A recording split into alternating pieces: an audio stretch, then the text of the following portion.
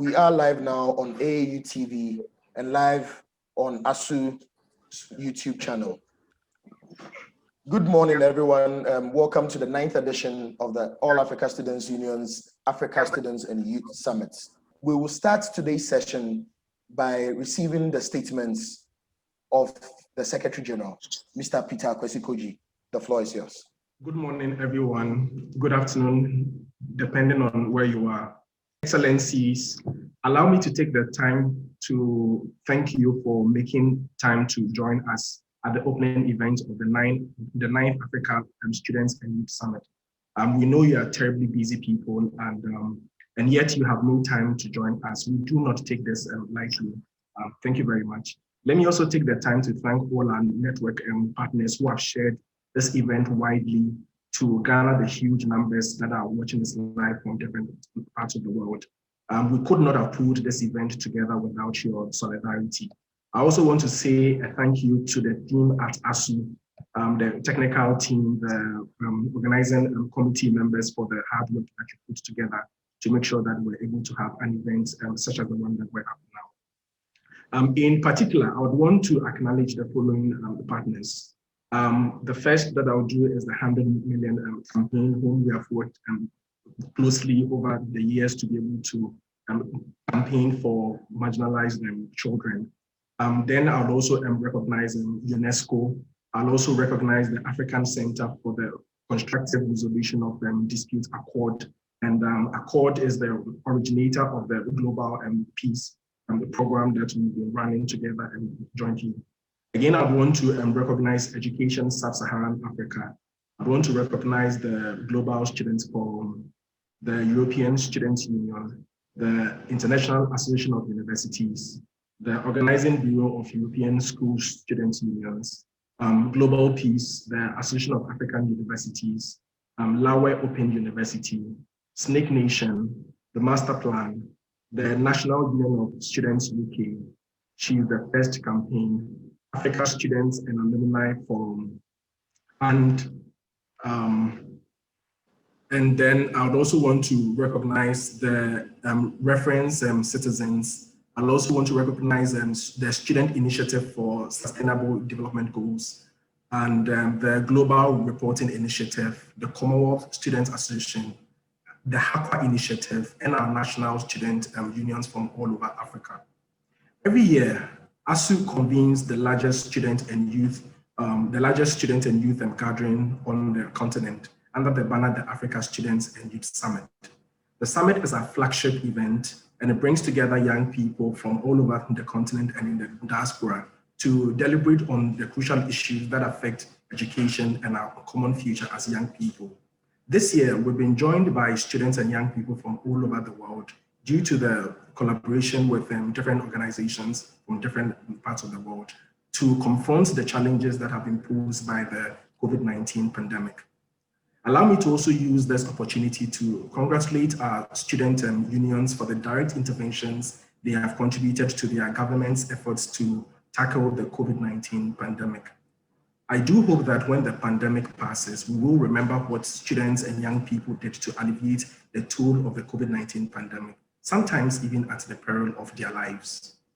Hosting this year's summit in a virtual format should not take away the thrust of the issues, nor the outcomes thereof. In the last couple of months, young people from all over the world have stood together in solidarity to demand accountability from our leaders on various issues. And as we've come to realize, the issues are common to all of us, regardless of our geographical differences. As we end this year, we'll be looking to find sustainable solutions and to find practical ways to hold our governments accountable. During the summit, spanning today and tomorrow, we will seek to imbibe a sense of urgency in young people to trigger us to act, as to hold our governments accountable to save the loss of a generation. On behalf of the All Africa Students Union and all our partners and members, I welcome all the speakers, all delegations, the organizers and participants to the 9th Africa Students and Youth Summit. I want to thank you very much for joining us for the summit and do hope that you join us for all the remaining sessions. Thank you very much. Our next speaker, Dr. Vasu Gordon, is Executive Director and Founder of the African Center for Constructive Resolution of Disputes, ACCORD, which was founded in 1992. He's a lawyer and a mediator, trainer and researcher in the field of conflict management, and has been involved in preparing conflict parties across Africa for negotiations. He serves on boards of several institutions across the world involved in conflict management, and he has addressed the United Nations Security Council on matters relating to conflict management and has been elected by the World Economic Forum as one of their global leaders for tomorrow. Dr. Vasu is going to speak to the students and youth of Africa, and we are ready to listen to him. Dr. Vasu. Thank you, moderator.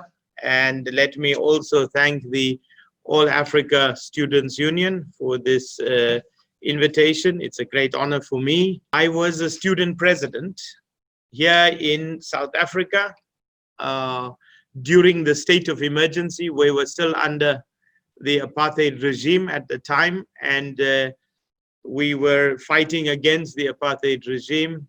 Of course, we were led in prison by Nelson Mandela. And at the time, during the state of emergency, when I was a student president, healthcare, housing, education, water, sanitation, all of the essential services will be compromised as we go into the future, as our countries begin to recover. We know that when there is this kind of challenge, where we cannot meet our basic needs, where there will be food insecurity, that these will lead to a security crisis. So a health crisis has led to an economic crisis, which will lead to a security crisis, which we know will lead to a humanitarian crisis. This is the burden that your generation is going to have to inherit and work with.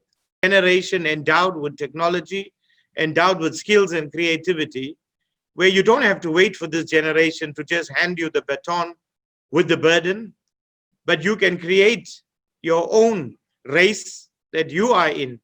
You don't have to wait for us to hand you the baton to finish this race that you will be in. We want to wish you well on this 9th conference, and I look forward to a stimulating conference and an engaging debate. I thank you, moderator, for this time.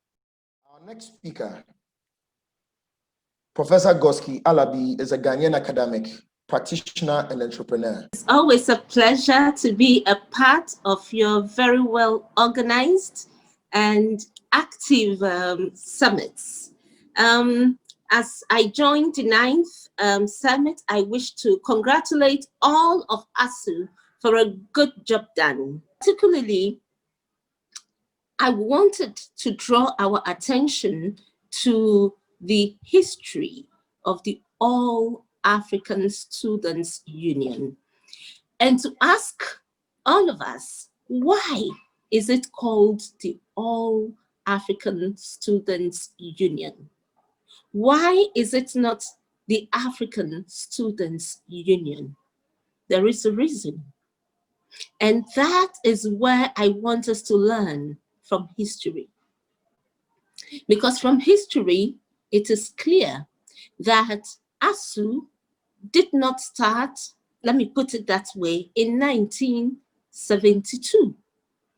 It started way back in 1925 in the UK. But the question I ask is, beyond holding our governments accountable, what can we do? What would be our own contributions? What would we be remembered for as a youth of Africa, as those our predecessors were remembered for the specific goal that they had put before them, to fight against racism, colonialism, and to promote and support and champion the cause of independence? We as a youth, and I call myself a youth, have the responsibility to rise up to the economic emancipation of the African people, to rise up and prepare ourselves effectively to provide Africa its true and relevance in the global landscape. And so, to conclude, I want to say, yes, we have done well. Yes, ASU has been very vibrant, but moving forward, I want to see ASU come back next year and say, this is how we contributed to hunger. This is how we have contributed to poverty alleviation. This is how we have contributed to gender inequality, and for making a difference for those 11 million girls who may not go back to school when schools resume. But the youth will get to the farms and provide food for us, because moving forward, there are going to be serious issues with food security. Are we going to see others help with the innovations and the technology that we have to say that, yes, we are providing safe water and we're doing this practically? On that note, I wish all of us, the African youth, well, and we hope to see some concrete examples from this 9th summit. Thank you very much. That time, all of us raised voice for 100 million campaign. And you have shown the leadership, particularly Peter, you by joining and being one of the founding members of the 100 Million Trust, which has been incorporated in the Netherlands. Also during the time of Laureates and Leaders Summit in this September, you have proven that African young people and students are going to lead the young people of the world. You cannot afford, and you will not afford, to lose the entire generation to this common enemy of COVID-19, the pandemic. Your minds, young people, is going to stop us in globalization of compassion. Nothing can stop us in universalization of justice.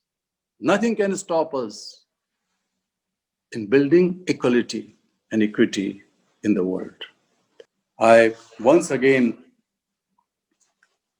applaud your leadership. Remember, dear friends, that we as young people cannot be a part, if some fuel or lubricant of a big system, of a big engine, what we call the growth engine. The people who are the controllers of that growth engine, they just throw a bite of bread in the name of career, in the name of good job, in the name of good life. But what they are getting out of it, they are using us, young people, and we have to stop it. We have to understand it and stop it. We should not be manipulated and misguided by certain politicians, because the future is in our hands. They are not the future of the world. You are the future of the world. I thank you for listening to me.